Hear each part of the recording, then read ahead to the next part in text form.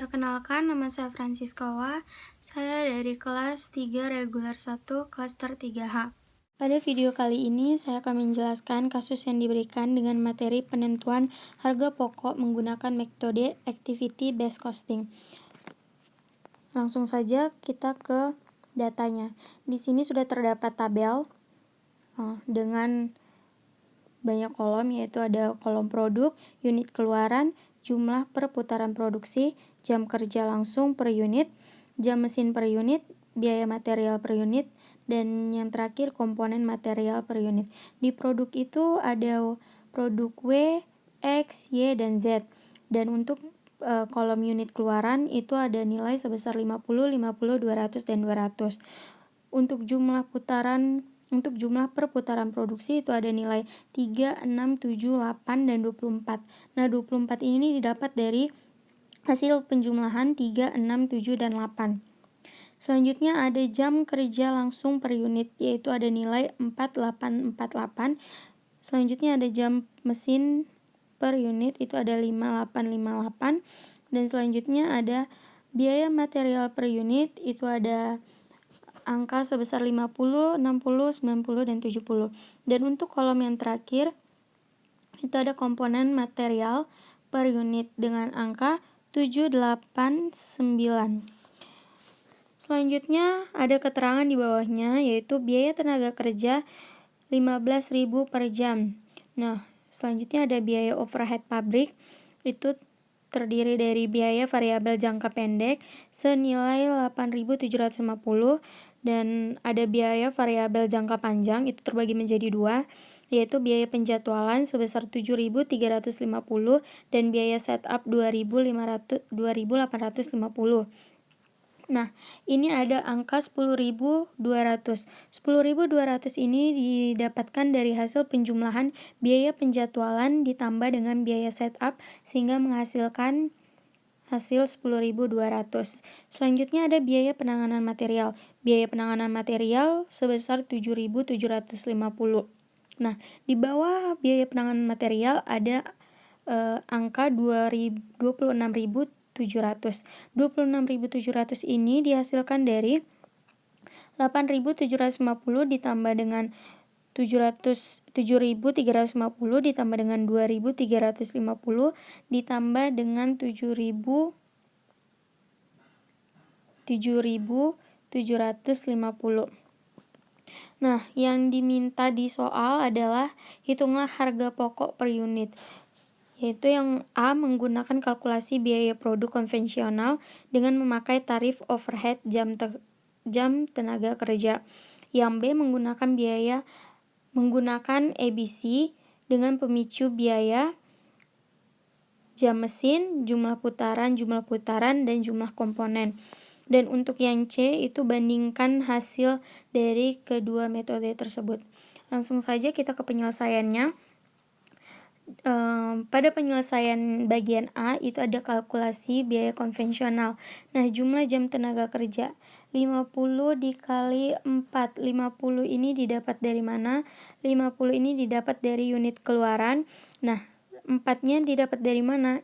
4-nya didapat dari jam kerja langsung sehingga menghasilkan hasil 200. Begitu juga dengan produk X, Y, dan Z. Selanjutnya kita mencari tarif overhead pabrik dengan cara 26.700. 26.700 itu dari mana? 26.700 itu didapat dari penambahan yang tadi di atas itu. Ada penjumlahan yang di atas, itu dibagi dengan 2.600. Nah, 2.600 itu tadi itu adalah hasil dari penjumlahan jumlah jam tenaga kerja sehingga menghasilkan 10,26 per jam tenaga kerja. Nah, selanjutnya di sini ada tabel untuk konvensional, biaya konvensional.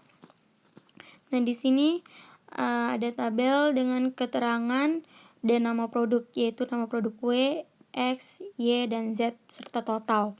Nah, pada kolom yang pertama, pada baris yang pertama itu ada material.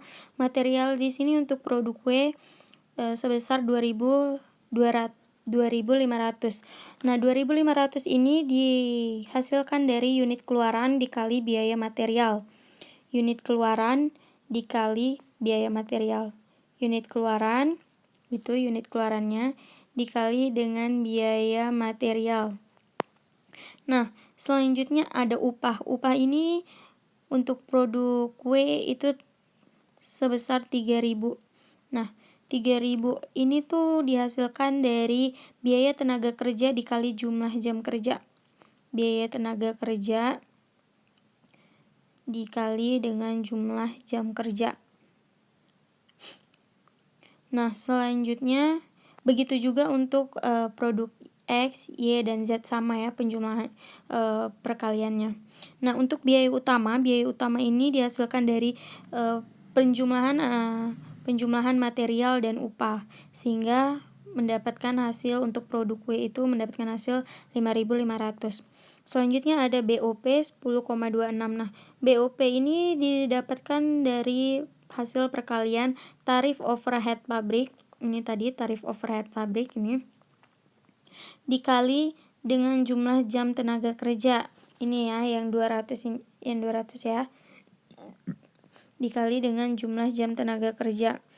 Selanjutnya ada HP produksi. HP produksi ini didapatkan dari biaya utama ditambah dengan BOP. Nah, biaya utama 5.500 ditambah dengan 2.052 sehingga menghasilkan hasil 7.052. Nah, untuk unit produksi ini diambil dari sini. Dari unit keluaran ya. Nah, untuk HP produksi per unit ini didapat dari HP produksi dibagi dengan unit produksi, yaitu 7.052 dibagi dengan 50, sehingga menghasilkan hasil 145,4. Begitu juga seterusnya dengan produk X, Y, dan Z. Kita masuk untuk jawaban bagian B. Kalkulasi biaya metode activity based costing. Nah, di sini yang pertama itu ada biaya variabel jangka pendek. Biaya variabel jangka pendek ini senilai 8.750 dibagi dengan 2.600. 2.600 itu dari mana? 2.600 itu dari sini. Nih 2.600. Dibagi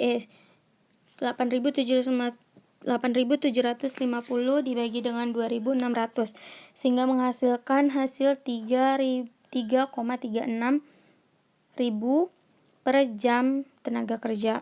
Selanjutnya ada biaya penjadwalan. Nah, biaya penjadwalan itu sebesar 7.350 dibagi 24. Nah, 24-nya itu dari mana?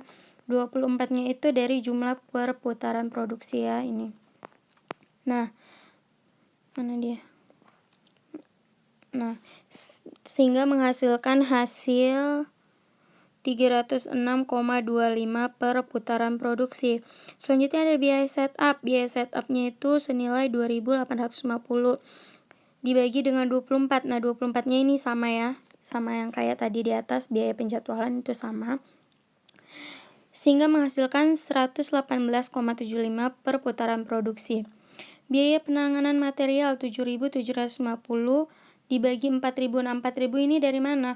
4.000 ini tadi 4.000 didapatkan dari hasil penjumlahan antara perkalian 50 dikali dengan 5.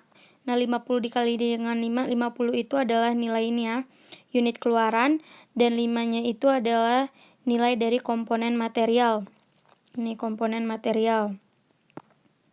Nah, sehingga menghasilkan hasil dengan penjumlahan yang sudah dengan perkalian semua produk, setelah dikalikan semua baru dijumlahkan sehingga mendapatkan jumlah sebesar 4.000. Nah, biaya penanganan material ini 7.750 dibagi dengan 4.000 sehingga menghasilkan hasil 1,93 per komponen. Kita masuk pada tabel, di mana tabel untuk bagian B ya. Nah, di sini ada tabel lagi dengan kolom keterangan, produk, dan total. Di sini untuk baris yang pertama ada biaya utama. Biaya utama didapatkan dari ini ya. Nih, biaya utama yang ini, biaya utama yang di tabel A. 5.000, 500, 11.000, 26.000, 254.000, dan 296.500. Itu kalian pindahkan aja. Untuk itu dipindahin aja. Dan ini yang untuk baris kedua itu ada biaya variabel jangka pendek. Itu ada 3.000,36 per jam tenaga kerja. Nah, ini didapat dari mana? Ini didapat dari untuk produk W ini hasilnya 672. Ini didapat dari 672. Ini didapat dari hasil perkalian biaya 3,36 dikali dengan ini. Ini guys, ini dikali dengan 200. Ini dikali dengan 200. Terus sehingga menghasilkan hasil 672. Begitu seterusnya untuk komponen untuk produk X, Y, dan Z. Selanjutnya ada biaya penjadwalan. Biaya penjadwalan ini sebesar 306,25. Untuk produk W dia menghasilkan hasil 918,75.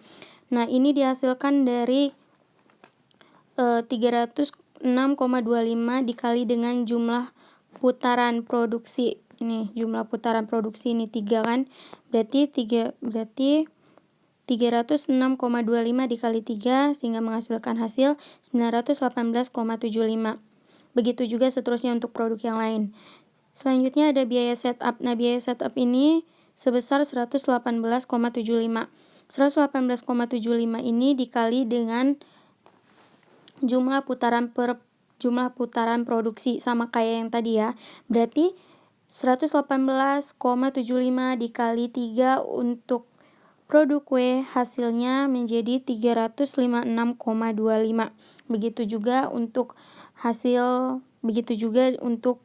perkalian produk produk X, Y, dan Z. Selanjutnya ada biaya penanganan material sebesar 1,93. Nah, 1,93 ini dikali dengan 1,93 ini dikali dengan ini. Nih.